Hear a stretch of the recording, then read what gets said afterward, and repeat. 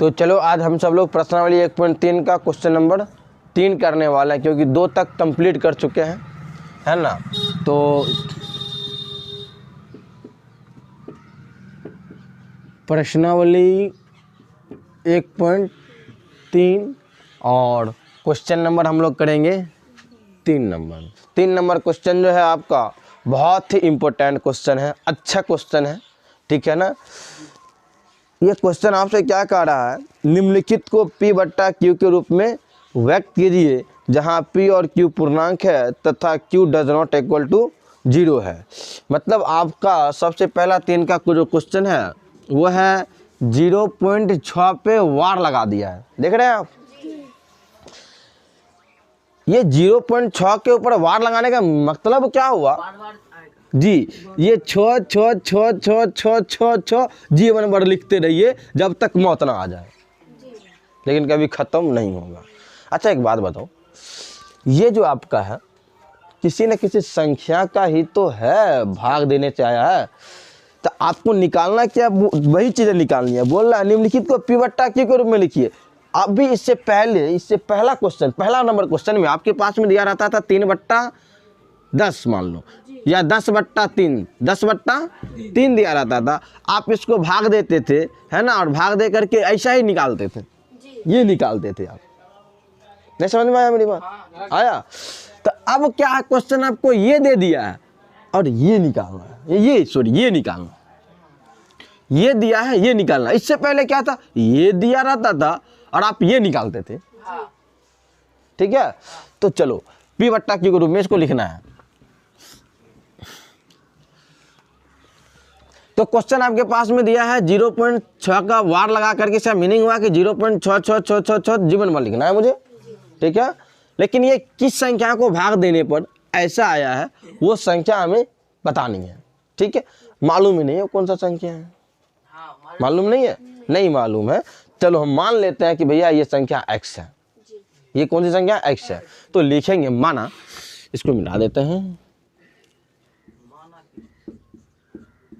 माना कि x बराबर है 0.6 के ऊपर वार लगा है ना, तो 2-4 को 6 लिख के छोड़ देंगे हम लोग, 2-4 को 6 लिख देते हैं, 4 को, ठीक।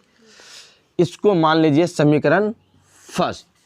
स्टेप बाय स्टेप देखते जाइए, एक क्वेश्चन सीख जाएंगे, इसी पैटर्न के सारे क्वेश्चन हैं। x बराबर हम लोग मान लेंगे 0.66, ये आता रहेगा, ठीक है। हाँ, उसके बाद क्या करेंगे बाबू, समीकरण 1 जो माने है ना, इस समीकरण 1 को दोनों तरफ 10 से गुना कर देंगे, दोनों तरफ 10 से गुना करने पर, क्या हम दोनों तरफ 10 से गुना कर सकते हैं? बिल्कुल, किसी भी समीकरण में कुछ भी करेंगे तो दोनों तरफ करना पड़ेगा। मान लीजिए जैसे तराजू का पलड़ा है, बराबर का मतलब क्या होता है, दोनों पलड़ा बराबर है। अगर आपने इधर 25 ग्राम बढ़ाया, इधर भी अगर 25 ग्राम बढ़ा देंगे दोनों पलड़ा में, तो कोई फर्क पड़ेगा? इधर से कुछ उतार लीजिए, इधर भी उतना ही उतार लीजिए, कोई फर्क नहीं पड़ेगा। सेम उसी तरीका से आपके पास में ये समीकरण दोनों इक्वल है, बराबर है। अगर आप इधर 10 से गुना करिएगा तो इधरों आपको 10 से गुना करना पड़ेगा, तब जाके दोनों तरफ क्या होगा, बराबर होगा, कोई फर्क नहीं पड़ेगा। इसलिए लिखा जाता है कि दोनों तरफ 10 से गुना करने पर। तो बाबू इसको 10 से गुना किए तो 10x हो गया, इसको अभी गुना के रूप में केवल लिखे, अभी गुना किए नहीं है, अब करेंगे हम लोग गुना। तो 10x बराबर, एक बात बताना, 2.66 है, इसको हमको 10 से गुना करना है। 0 को 6, 0 6 6, 0 2 0, क्या लिख रहे हैं हम, देखो 2.66 को आप 10 से गुना करिएगा तो 0 को 6 से गुना करेंगे 0, 0 को 6 से गुना करेंगे 0, 0 से 2 से गुना करेंगे 0, 1 6 6, 1 6 6, 1 2 2, 0 6 6 2, पॉइंट के बाद क्या अंक है 1 2, तो इधर से 2 अंक छोड़ के पॉइंट लगाते हैं ना आप, तो कितना आएगा रिजल्ट, 26.60। समझना थोड़ा दोस्त, पहले क्या था, पहले था 2.66, लेकिन जैसे आप इसको 10 से गुना कर दिए तो ये जो पॉइंट था देख रहे हैं, एक अंक यहाँ आगे भाग गया है, 2 के पास में था, अब 26 के बाद हो गया। यानी 10 से गुना करने पर पॉइंट एक आगे भागता है। अगर 100 से गुना करेंगे तो 2 पॉइंट आगे भागेगा, 1000 से करेंगे तो 3 पॉइंट आगे भागेगा। ये बात क्लियर हो गया। तो बस अब ये फंडा क्लियर हो गया है, तो ये फंडा पे अब हम लोग आगे गुना करेंगे। तो 10 से जो इसको गुना करेंगे तो इसका मतलब ये पॉइंट अब यहाँ पे नहीं रखे, यहाँ पे आ जाएगा। क्या तो हो जाएगा 6.66666। 6 तो इसमें कितना अन्य है, हम अपना 4 गो लिख लेते हैं, क्योंकि पहला समीकरण में 4 गो लिखे तो इहो हम 4 गो कर लेते हैं। जितना मन उतना डाल सकते हैं, लेकिन 4 गो लिख लिए। इसको मान लो समीकरण सेकेंड। आप क्या करें, सबसे पहले जो संख्या दिया था उसको हमने x माना, फिर उसको समीकरण 1 माने, दोनों तरफ 10 से गुना कर दिए और समीकरण 2 हमारा तैयार हो गया। सिंपल। अब चलो अब करेंगे समीकरण 2 घटे समीकरण। ये समीकरण पूरा नहीं लिख रहा हूँ, शॉर्टकट लिख रहा हूँ बाबू। समीकरण 1 से समीकरण 2 घटे समीकरण 1 करने पर करिए समीकरण 1 घटे 2। तो देखिए ई इधर वाला LHS को LHS के साथ घटाइएगा, जो घटाने का तरीका होता है समीकरण का। हाँ, 10x में से घटाएंगे किसको, x को, ठीक, बराबर इसको घटाएंगे इसके साथ में, तो 6.6666,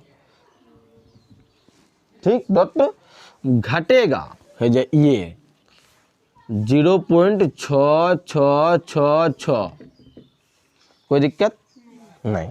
तो बाबू तो 10x में से एगो x जाएगा, क्या बचेगा बाबू, 9x बराबर।